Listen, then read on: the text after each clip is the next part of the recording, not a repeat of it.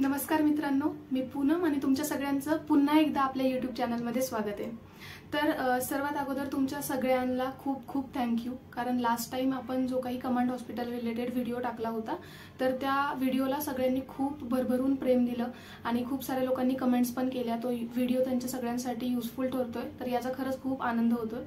तर म्हटलं चला आपला स्वतःचा एक्सपिरियन्स तुमच्या सगळ्यांसोबत शेअर करावा। सो खरं सांगायचं झालं तर माझी स्वतःची डिलिव्हरी त्या हॉस्पिटलमध्ये झालेली आहे लास्ट इयरला 2023 मध्ये, जुलै 2023 मध्ये।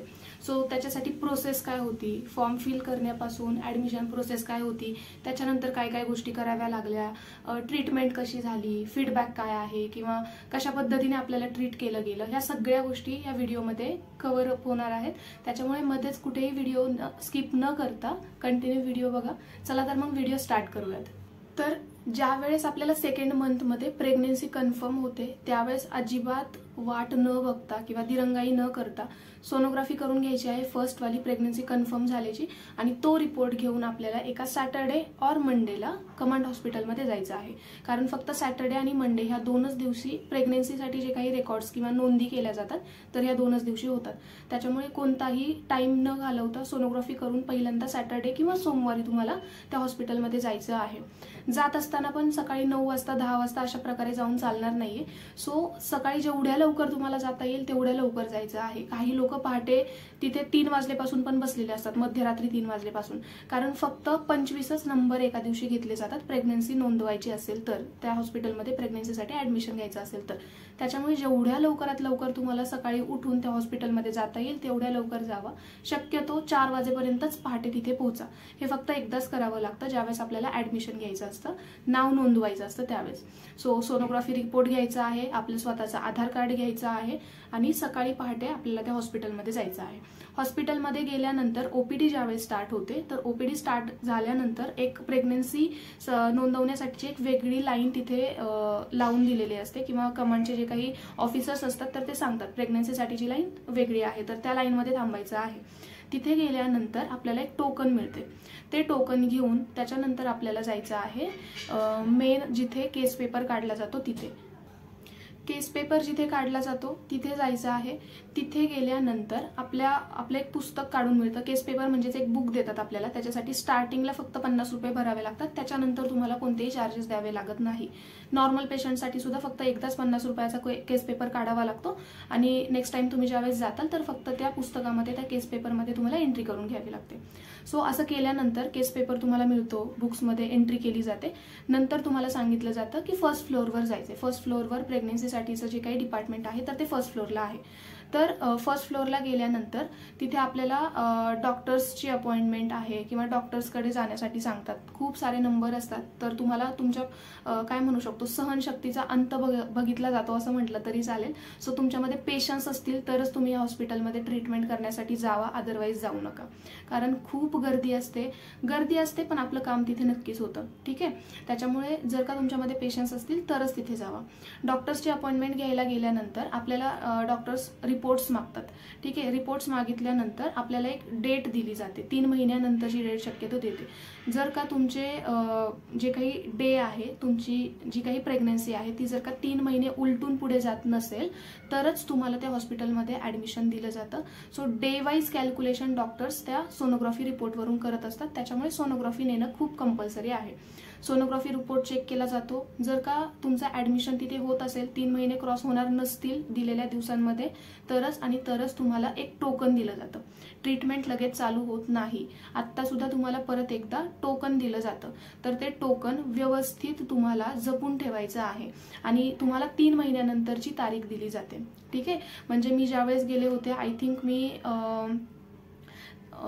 सप्टेंबर ते ऑक्टोबरमध्ये गेले होते मी हॉस्पिटलमध्ये। त्या ऑक्टोबरमध्ये गेल्यानंतर त्यांनी मला डायरेक्टली जानेवारीची डेट दिली होती की जानेवारीमध्ये आपल्याला तिथे ट्रीटमेंट स्टार्ट करण्यासाठी बोलवले। सो फक्त त्या टोकनच्या बेसिसवर आपल्याला जानेवारीमध्ये आपण ज्यावेळेस जाणार आहे त्यावेळेस आपली नाव नोंदणी केली जाते। ठीक आहे, अजूनही तुमचं नाव तिथे कन्फर्म झालेलं नाहीये, त्याच्यामुळे जास्त खुश होऊ नका। टोकन मिळालेलं असतं, व्यवस्थित जपून ठेवा। बाहेरच्या हॉस्पिटलमध्ये तोपर्यंत आपली ट्रीटमेंट सुरू ठेवा, प्रायव्हेटमध्ये किंवा गव्हर्नमेंटमध्ये काही फरक पडत नाही, ट्रीटमेंट चांगलीच मिळणार तुम्हाला। सो त्याच्यानंतर मग आपल्याला जायचं आहे ते टोकन घेऊन, ज्या दिवशी बोलवलं आहे त्या दिवशी दिवशी तिथे हजर राहावंच लागतं. तुम्हाला कितीही काहीही मोठी अडचण येऊ द्या, काही मोठा प्रॉब्लेम येऊ द्या, तरी सुद्धा ती डेट मिस करता कामा नये. अदरवाईज तुम्हाला परत तिथे ॲडमिशन दिलं जात नाही. त्याच्यामुळे ज्या दिवशीचं टोकन मिळालेलं आहे, जी डेट आहे, त्या दिवशी मात्र आपल्याला तिथे जायचंच आहे. आता यावेळेस जाताना तुम्हाला पहाटेच 3-4 वाजता जाऊन बसायची गरज नाहीये. नॉर्मली तुम्ही 8 वाजेपर्यंत तिथे पोहोचलात तरी ओके, काही प्रॉब्लेम नाहीये. ठीक आहे. सो ज्यावेळेस आपलं नाव नोंदवलं जातं त्यावेळेस आपल्याला नॉर्मल चेकअप, आपलं रुटीन चेकअप म्हणा किंवा ज्या काही गोष्टी स्टार्ट केल्या जातात, ट्रीटमेंट तुमची त्या दिवशीपासून स्टार्ट होते. जवळपास 4था-5वा महिना स्टार्ट झालेला असतो. त्यावेळेस आपली कमांड हॉस्पिटलची ट्रीटमेंट स्टार्ट होते. मग आपल्याला जे काही मेडिसिन्स वगैरे लागतील तर ते खाली मेडिसिन्स सुद्धा आपल्याला तिथे फ्रीमध्ये प्रोव्हाइड केले जातात. कधी कधी जर का ते मेडिसिन्स अवेलेबल नसतील तर आपल्याला प्रायव्हेट मेडिकलमधून ते मेडिसिन्स घ्यावे लागतात. पण बाकीची सगळी ट्रीटमेंट आपल्याला इथे अवेलेबल होते. ज्या काही सोनोग्राफीज वगैरे केल्या जातात तर त्या सोनोग्राफीज सुद्धा कमांड हॉस्पिटलमध्ये फ्रीमध्ये होतात.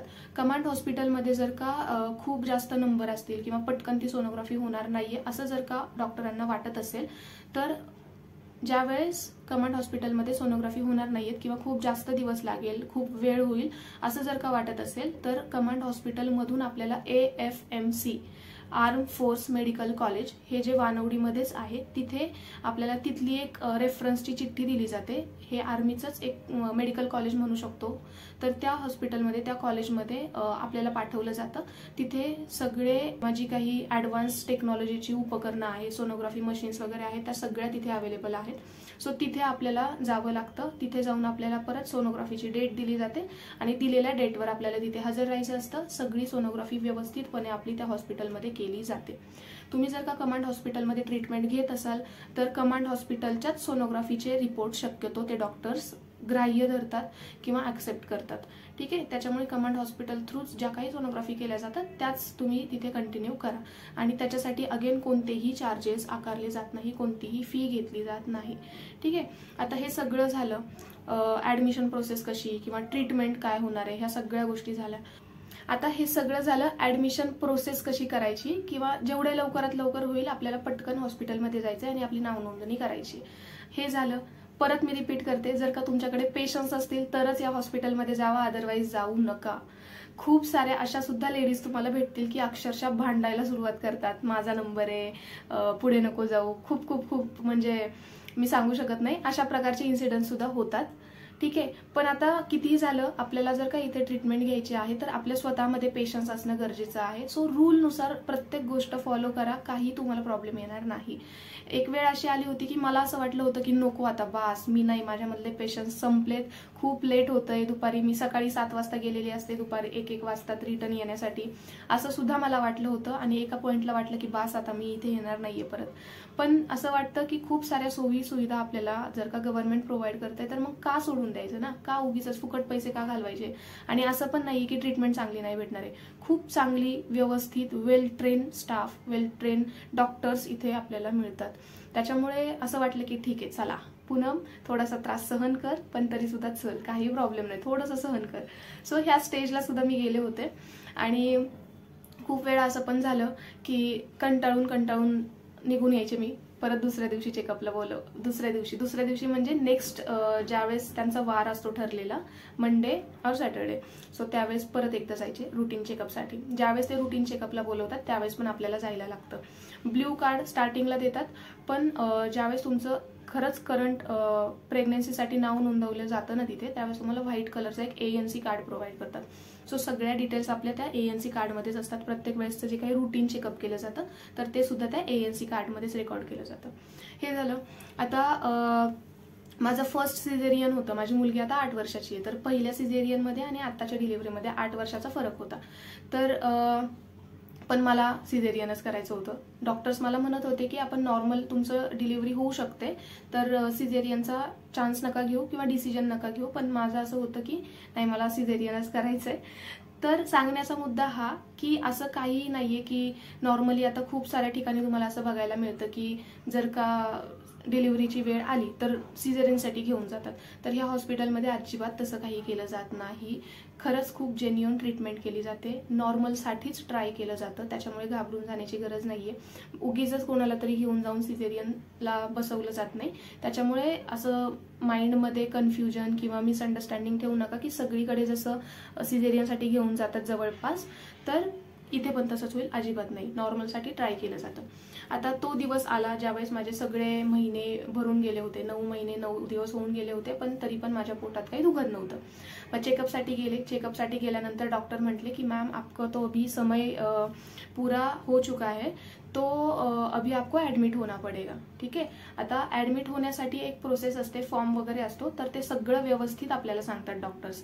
मेन बिल्डिंगमध्ये म्हणजे ओपीडी मध्ये जे काही डॉक्टर्स असतात व्यवस्थित फॉर्म फिलअप करून घेतात, आपल्या डिटेल्स घेतात, फोटो काढून घेतात त्या फॉर्मचा आणि मेन हॉस्पिटलमध्ये पाठवतात की ही पेशंट या दिवशी तुमच्या तिथे ऍडमिट होण्यासाठी येणार आहे.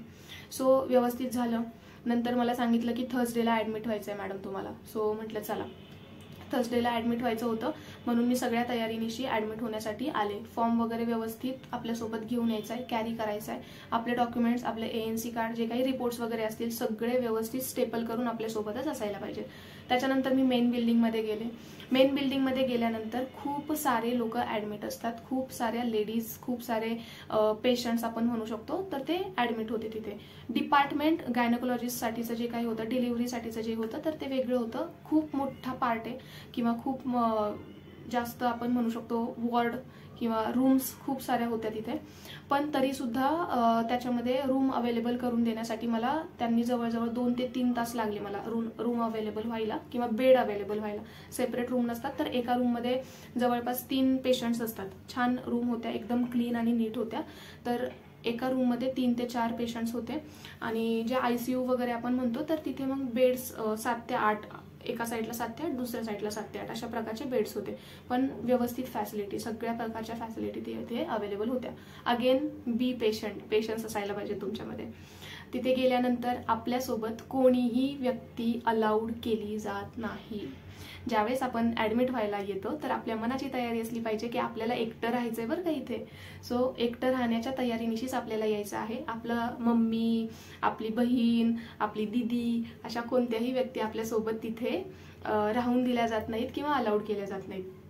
मला ऍडमिट केल्यानंतर व्यवस्थित NST वगैरे डेली चेकअप करत होते. डेली डॉक्टर्स यायचे, फीडबॅक घ्यायचे, चेकअप करायचे. सगळं नॉर्मल होतं. BP चेक करणं, रिपोर्ट्स चेक करणं, ह्या सगळ्या गोष्टी आणि व्यवस्थित सगळं त्यांचं फॉलोअप वगैरे सुरू होता. सो मला ऍडमिट केल्यानंतर 3 दिवस ऍडमिट व्हावं लागलं तिथे. तरी सुद्धा माझं काही पोट दुखलं नाही.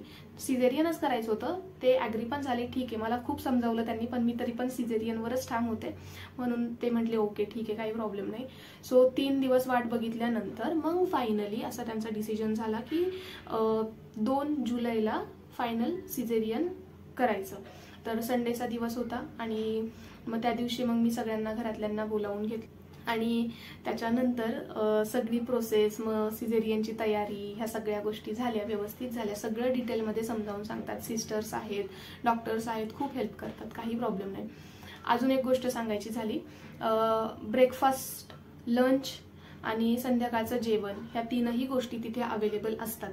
माझं असं होतं की मला नव्हतं आवडत, त्याच्यामुळे मी घरून डबा मागून घ्यायचे. पण ब्रेकफास्टमध्ये सुद्धा दूध, अंडी ह्या सगळ्या गोष्टी, चहा, ब्रेड ह्या गोष्टी सुद्धा अवेलेबल आहेत. दुपारी जेवणामध्ये पनीरची भाजी असेल, रोटी किंवा पुरी म्हणू शकतो आपण. संध्याकाळच्या जेवणामध्ये पण भाजी, भात, पुरी किंवा चपाती, रोटी अशा प्रकारच्या गोष्टी अवेलेबल असतात. मला ते नव्हतं आवडत, त्याच्यामुळे मी घरून डबा मागवला होता. काही लोक आवडीने घ्यायचे, मला नव्हतं आवडत म्हणून मी नव्हते घेत. सो असं पण काही नाहीये की जर तुम्ही खूप लांबून आलेले असताल आणि काही डब्याची सोय नसेल तर काय, तर इथे ते सुद्धा आपल्याला अवेलेबल करून दिलं जातं.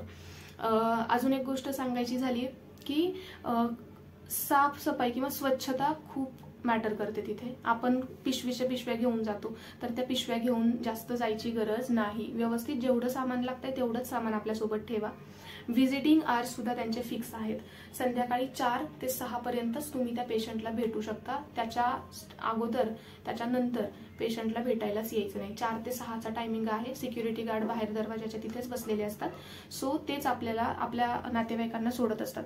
नातेवाईकांना पण एकदम सोडत नाही. आपण जसं नॉर्मली हॉस्पिटलमध्ये जातो, सगळं चला घरदार बघायला चला बरं का, माझी सुनबाई ऍडमिट आहे, माझी मुलगी ऍडमिट आहे, तर तसं इथे अलाउड नाहीये. फक्त एकाच व्यक्तीला अलाउ केलं जातं. ती व्यक्ती बाहेर आल्यानंतर मग त्या टायमिंगमध्ये दुसरी व्यक्ती जाऊ शकते.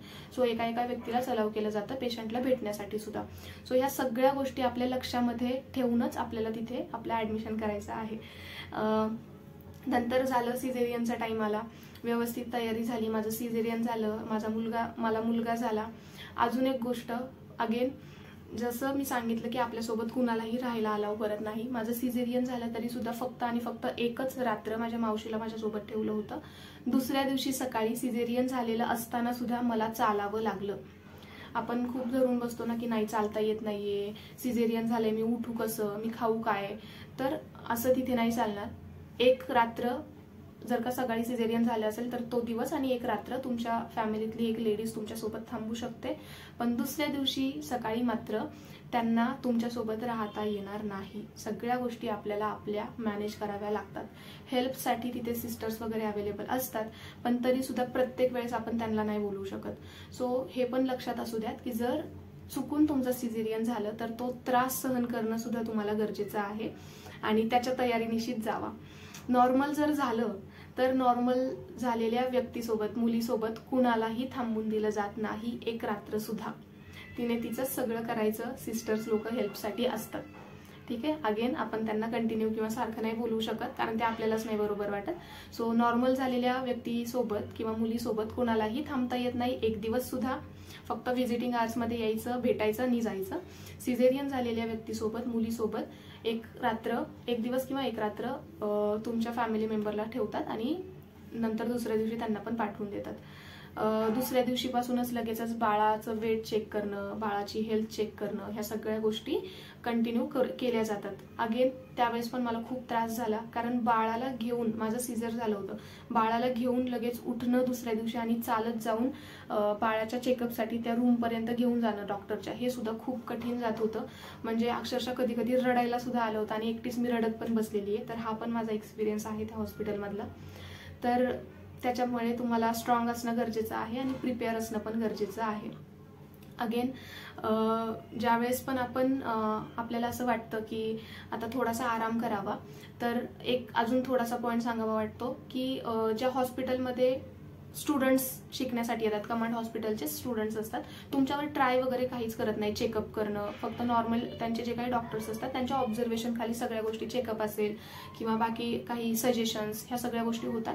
बट कंटिन्यू असं मला वाटत होतं की मला कुठेतरी आरामाची गरज होती आणि त्या वेळेमध्येच खूप सारे स्टुडंट्स किंवा डॉक्टर्स लोक येऊन काही सेशन्स द्यायचे आम्हाला. आमच्यासाठीच होते ते सेशन, आय कॅन अंडरस्टँड.